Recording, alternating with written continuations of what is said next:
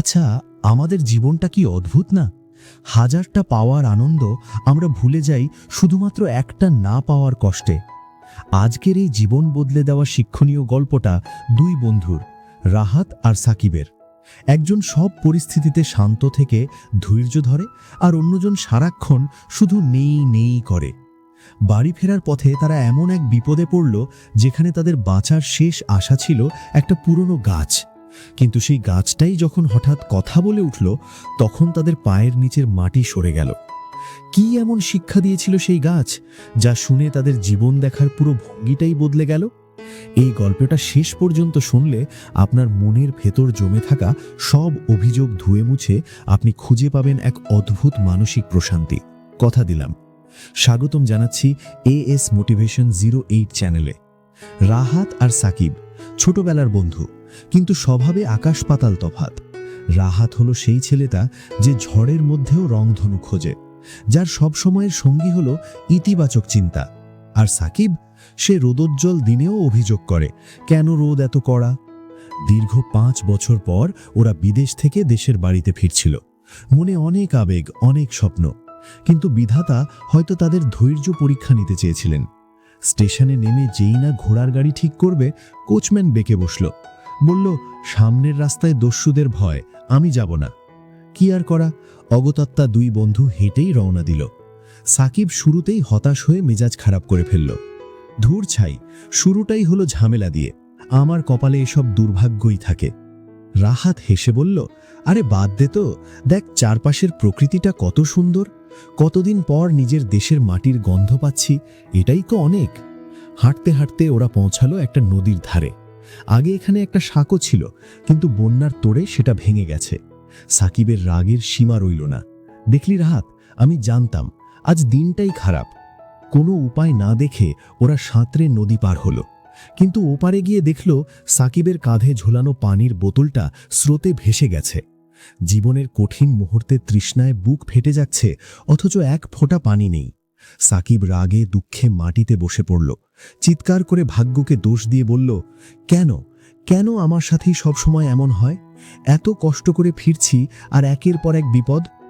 রাহাত পাশে বসে তার কাঁধে হাত রাখল, বলল, বন্ধু, পানির বোতল গেছে, কিন্তু শুকরিয়া আদায় কর যে আমরা তো বেঁচে আছি, আমরা তো ডুবে যাইনি। চ, আর একটু পথ। ঠিক তখনই আকাশ কালো করে নামল তুমুল বৃষ্টি, যেন প্রকৃতির সব রোষ আজ ওদের ওপরেই। দৌড়ে ওরা নিরাপদ আশ্রয় নিল রাস্তার পাশে দাঁড়িয়ে থাকা বিশাল এক পুরনো বট গাছের নিচে। গাছটা এতটাই বড় যে বৃষ্টির ফোঁটা তার ঘন পাতা ভেদ করে নিচে আসতে পারছিল না। ক্লান্ত, ক্ষুধার্ত আর তৃষ্ণার্ত সাকিব গাছের গুড়িতে হেলান দিয়ে বসল। হঠাৎ ওপরের দিকে তাকিয়ে সে আবার অকৃতজ্ঞের মতো বিরক্ত হয়ে বলে উঠল, হায় রে কপাল, আশ্রয় জুটল তো এমন এক গাছের নিচে যার না আছে কোনো ফল, না আছে কোনো ফুল। এত বড় শরীর, অথচ আমাদের খাওয়ার মতো একটা ফলও দিতে পারছে না। একদম অকেজো একটা গাছ।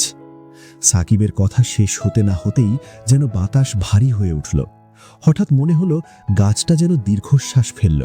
তারপর এক গভীর শান্ত কণ্ঠস্বর ভেসে এলো, ও হে মানুষ, তুমি কি সত্যিই আমাকে অকেজো ভাবছ? একটু ভেবে দেখো তো, এই যে তুমুল বৃষ্টি থেকে তোমাকে বাঁচিয়ে শুকনো রাখলাম, এটা কি বড় কোনো উপকার নয়? এই যে প্রখর রোদে আমার ছায়া তোমাকে শীতল করে, বিনিময়ে আমি কি চাই? তোমার নিঃশ্বাসের জন্য যে অক্সিজেনটুকু দিচ্ছি, তাছাড়া কি তুমি এক মুহূর্তও বাঁচতে পারতে? ফলের দিকে তাকিয়ে তুমি আমার শেকড়কে অপমান করছো, অথচ এই শেকড়ই আমাকে ধরে রেখেছে যাতে ঝড়ে আমি তোমার ওপর ভেঙে না পড়ি। সাকিব স্তব্ধ হয়ে গেল। ভয়ে আর লজ্জায় তার শরীর কাঁটা দিয়ে উঠল। সে বুঝতে পারল এটা কোনো সাধারণ গাছের কথা নয়, এটা তার নিজের বিবেকের জাগরণ। সেদিন সাকিব জীবনের শ্রেষ্ঠ শিক্ষাটা পেয়েছিল। সে বুঝল আমরা মানুষরাও ঠিক এই কাজটাই করি। আমাদের জীবনে হাজারটা অমূল্য আশীর্বাদ আছে, সুস্থ শরীর, পরিবার, মাথার উপর ছাদ, দুবেলা খাবার, কিন্তু আমরা সেগুলোর দিকে তাকাই না। আমরা শুধু দেখি কি নেই। আমার গাড়ি নেই, আমার বড় বাড়ি নেই, আমার লেটেস্ট ফোন নেই। ভাবুন তো, এক ঝুড়ি মিষ্টি কমলার মধ্যে যদি মাত্র একটা কমলা পচা থাকে, আপনি কি পচাটার দিকে তাকিয়ে পুরো ঝুড়িটাই ফেলে দেবেন? নিশ্চয়ই নয়। কিন্তু আফসোস, আমাদের জীবন থেকে আমরা সুখের মুহূর্তগুলো ফেলে দিই শুধুমাত্র ছোটখাটো কিছু অভাবের কারণে। গাছটির নিচে বসে সাকিব সেদিন রাহাতের হাত ধরে কেঁদে ফেলেছিল, বলেছিল, আমাকে মাফ করে দিস বন্ধু, আমি এতদিন শুধু অন্ধকারটাই দেখেছি, আলোটা দেখিনি। আজ নিজেকে প্রশ্ন করুন, আপনি সাকিবের মতো অভিযোগ করছেন নাকি রাহাতের মতো শুকরিয়া আদায় করছেন? মনে রাখবেন, শুকরিয়া আদায়ের অভ্যেস হলো এমন এক চশমা যা দিয়ে দেখলে ভাঙা কুড়ে ঘরকেও রাজপ্রাসাদ মনে হয়, আর অভিযোগের চশমায় তাকালে রাজপ্রাসাদকেও মনে হয় কারাগার।